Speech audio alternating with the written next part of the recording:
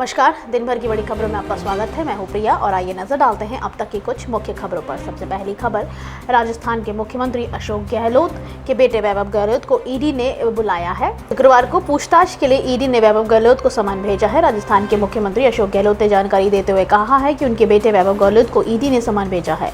अशोक गहलोत ने कहा कि अब आप समझ सकते हैं कि मैं लगातार कहता आ रहा हूँ कि राजस्थान में रोज ईडी की रेड इसलिए हो रही है क्योंकि बीजेपी ये नहीं चाहती कि यहाँ महिलाओं, किसानों और गरीबों की योजनाओं का लाभ मिल पाए।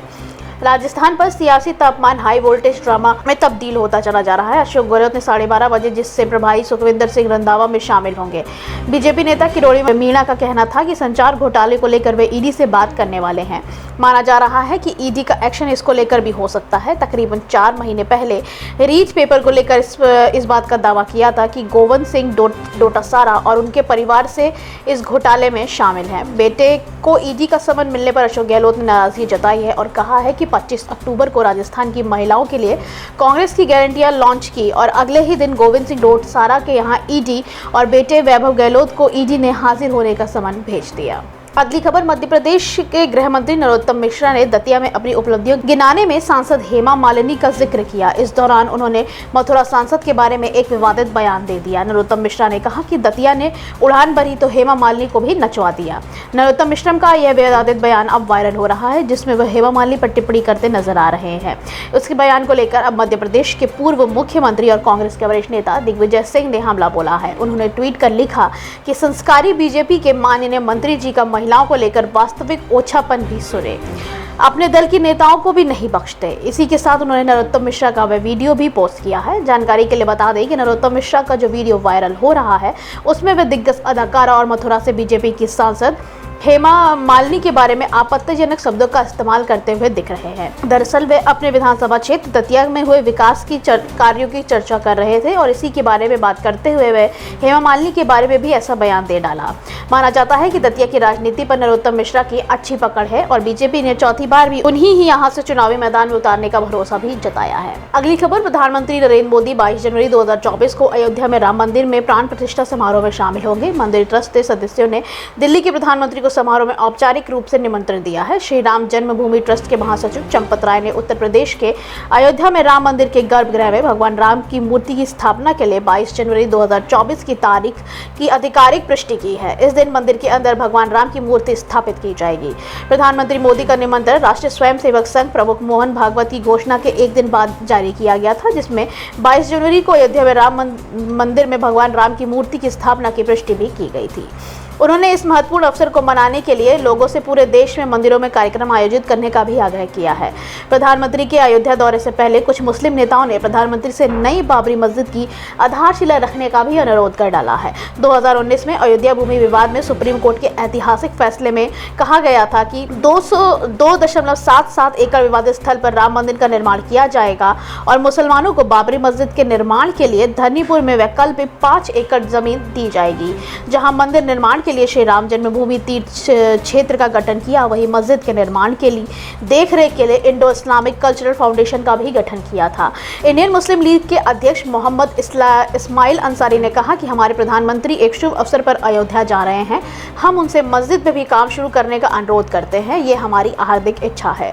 इंडियन मुस्लिम लीग के कार्यवाहक प्रदेश अध्यक्ष नजमुल हसन गनी ने प्रधानमंत्री मोदी से जामा मस्जिद के इमाम अहमद मुखबारी और अखिल भारतीय इमाम संगठन के अध्यक्ष डॉक्टर इल्साई के साथ आने और धन्नीपुर मस्जिद की आधारशिला रखने का अनुरोध किया है। अगली खबर, तमिलनाडु के राजभवन में राज्य की पुलिस पर जमकर निशाना साधा है। आरोप लगाया गया है कि पुलिस की उदासीनता ने राज्यपाल RN रवि की जान खतरे में डाल दी है। राजभवन ने आरोप लगाया है कि तमिलनाडु के राज्यपाल रवि को सार्वजनिक तौर पर जान से मारने की धमकी देने की घटनाएं हुई हैं, लेकिन इस मामले में राज्य की पुलिस उदासीनता से उनकी सुरक्षा को खतरे में डाल रही है। उन्होंने कहा कि बुधवार को राजभवन पर बम से हमला हुआ, ये इसी का ही नतीजा है। चेन्नई पुलिस आयुक्त को दी गई शिकायत में राज्यपाल कार्यालय से भी आरोप लगाया गया है कि DMK और उसके सहयोगी दलों के नेताओं व कार्यकर्ताओं ने अपनी जनसभाओं तथा सोशल मीडिया के माध्यम से कई बार मौखिक हमले किए हैं और धमकियां भी दी हैं। बता दें कि इस शिकायत की एक प्रति मीडिया को जारी की गई है। शिकायत में कहा गया है कि इन धमकियों का मकसद राज्यपाल को डराना है और उन्हें अपने संवैधानिक कर्तव्यों से निर्वाह करने से रोकने का है।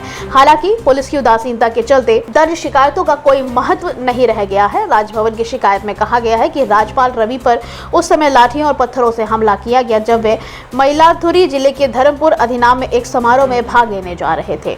इसकी शिकायत दर्ज हुई थी। हालांकि कोई प्राथमिकी दर्ज नहीं की गई थी। इसमें दावा किया गया है कि इस तरह की कुछ अन्य घटनाओं के साथ भी ऐसा हुआ है। पुलिस ने गंभीर घटनाओं को मामूली बताकर अपनी कार्रवाई नहीं की। अगली खबर, उत्तर प्रदेश के बुंदेलखंड के महोबा में वाटर लाइन डालने में की गई लापरवाही कार्यदायी संस्था एवं अफसरों पर भारी पड़ गई है। जल जीवन मिशन के तहत महोबा में वाटर लाइन डालने का कार्य कर रही कंपनी सीन सीज टैंक लिमिटेड पर नमामि गंगे एवं ग्रामीण जल पूर्ति विभाग ने 10 लाख रुपए का जुर्माना ठोका है।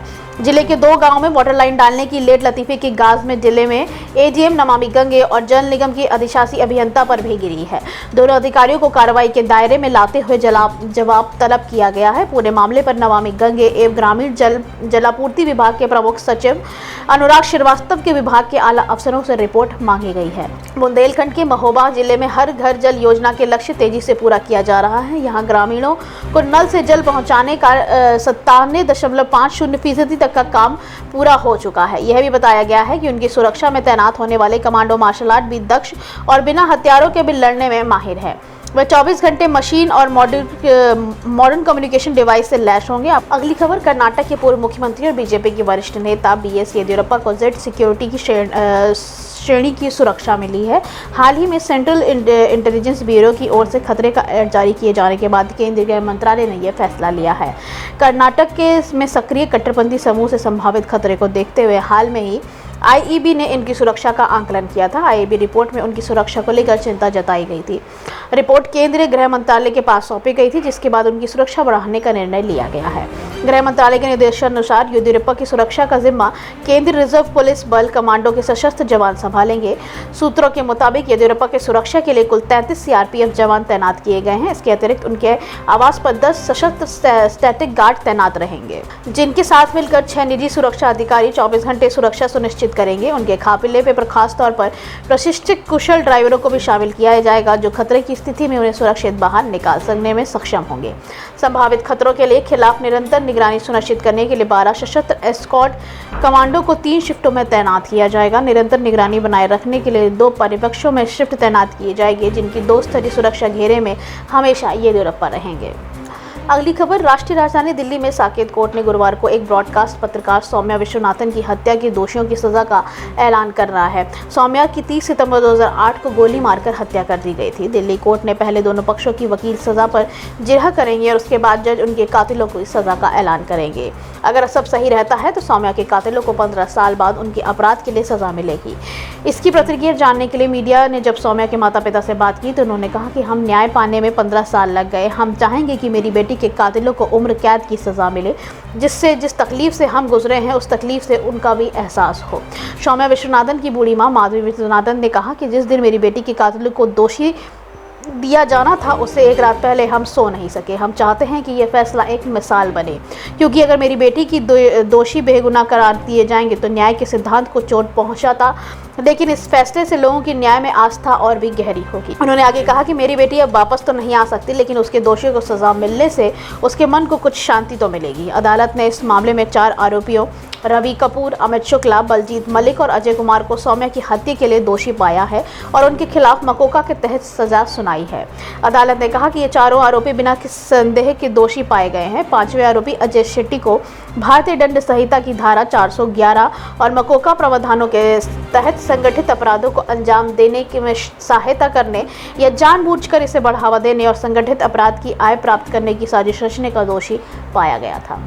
आज के लिए बस इतना ही। बाकी खबरें जानने के लिए देखते रहिए द पब्लिक इंडिया। धन्यवाद।